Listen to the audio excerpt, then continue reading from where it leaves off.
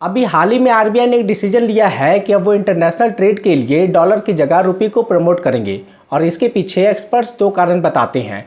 पहला कि रुपया जो डॉलर के अगेंस्ट में इतना नीचे गिरते जा रहा है उसको स्टेबलाइज करना, और दूसरा कि जो वेस्टर्न कंट्री का डोमिनेंस वर्ल्ड मार्केट में है, जहां पर डॉलर पाउंड जैसी करेंसी का डोमिनेंस है, उस पर अपनी डिपेंडेंसी कम करना। आपको ध्यान होगा कि जब रसिया ने यूक्रेन पर हमला किया था तो कैसे यूएस और यूरोप जैसे देशों ने मिलकर इसे एक ग्लोबल वॉर और पीस के लिए खतरा बताने की कोशिश की थी, और कैसे रसिया पर बहुत सारे सैंक्शन लगा दिए थे, उसको स्विफ्ट पेमेंट सिस्टम से बाहर निकाल दिया था।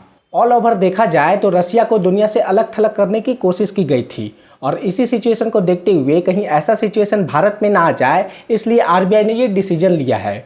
अब सवाल ये है कि ये डिसीजन लागू कैसे होगा, रुपये ग्लोबल करेंसी कैसे बनेगा, और इससे भारत को क्या क्या और कितना ज़्यादा फायदा होगा। तो चलिए आज इस वीडियो में बात करते हैं।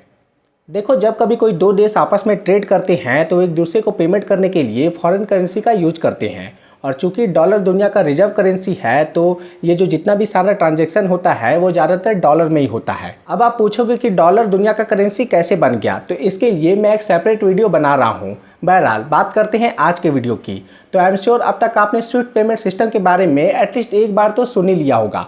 ये एक मैसेजिंग प्लेटफॉर्म है जिसमें एक देश से दूसरे देश में पेमेंट कैसे भेजते हैं इसका सारा इन्फॉर्मेशन होता है, और इन केस अगर ये पेमेंट सिस्टम बंद हो जाए तो जितना भी ट्रांजैक्शन होता है वो वहीं पर स्टॉप हो जाता है। रसिया के पास रसिया यूक्रेन वॉर से पहले करीब 300 बिलियन डॉलर का रिजर्व करेंसी था, लेकिन जब रसिया को स्विफ्ट पेमेंट सिस्टम से बाहर कर दिया गया तो उसका जो ये जितना सारा भी 300 बिलियन डॉलर का रिजर्व करेंसी था वो एक कागज़ के रूप में तब्दील हो गया। वो अब इन पैसों का कुछ भी नहीं कर सकता है, एटलीस्ट जब तक उसको स्विफ्ट पेमेंट सिस्टम में बहाल ना कर दिया जाए।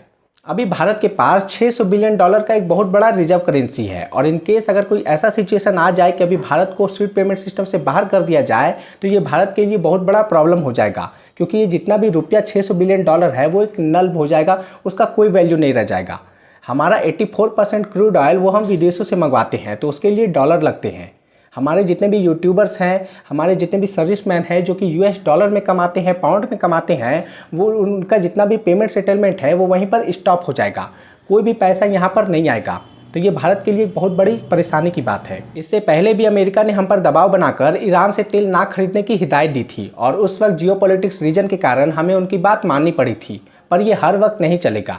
एक तरफ वेस्टर्न कंट्री पूरी दुनिया को डेमोक्रेसी, वर्ल्ड पीस का नाम लेकर और खास करके इंडिया को ये हिदायत देती है कि वो रसिया से तेल ना खरीदे, वहीं दूसरी तरफ जो रसिया पर खुद ही सैंक्शन लगाता है वो उससे तेल खरीदता है, और ये लगातार चल रहा है। इवन जब रसिया यूक्रेन वॉर अपने पीक पर था तब भी यूरोप रसिया से गैस खरीद रहा था, और इसी दो रवैये के कारण अब आरबीआई ने ये डिसीजन लिया है कि अब वो डॉलर की जगह रुपये को प्रमोट करेंगे, जिससे कि जो देश अमेरिका और वेस्टर्न कंट्री द्वारा डॉलर में ट्रेड नहीं कर पा रहे हैं तो उससे अब डायरेक्ट रुपये में ट्रेड होगा। इससे डॉलर की डिमांड भी कम होगी और रुपये का वैल्यू भी बढ़ेगा, और इससे हम उन देशों को भी मदद कर पाएंगे जैसे कि श्रीलंका, जिनके पास डॉलर नहीं है।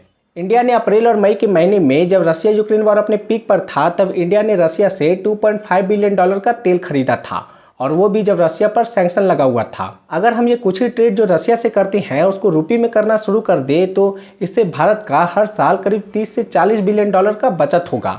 एक तो हमें रसिया, ईरान जैसे देशों से सस्ता तेल भी मिल जाएगा, और दूसरा कि हमारे पास एक्स्ट्रा डॉलर बचेगा जिसे हम दूसरे चीज़ों में इन्वेस्ट कर सकेंगे। आपको एक डेटा देने के साथ मैं इस वीडियो को ख़त्म करूँगा कि आज से 2 दशक पहले डॉलर का ट्रांजैक्शन वर्ल्ड ट्रेड में करीब 70% तक होता था, जो कि अब 2022 में घटकर 50% के करीब रह गया है। और अगर यूएस ने इसी तरह एक तरफा सैंक्शन लगाना जारी रखा तो वो दिन दूर नहीं जब डॉलर का कोई वैल्यू नहीं रह जाएगा, और ना ही यूएस के सैंक्शन का, क्योंकि सब अपना एक नया नया तरीका निकाल लेंगे। चलिए मिलते हैं आपसे अगले वीडियो में। बाकी आपको ये वीडियो कैसा लगा प्लीज़ कमेंट में ज़रूर बताना। बहुत बहुत धन्यवाद।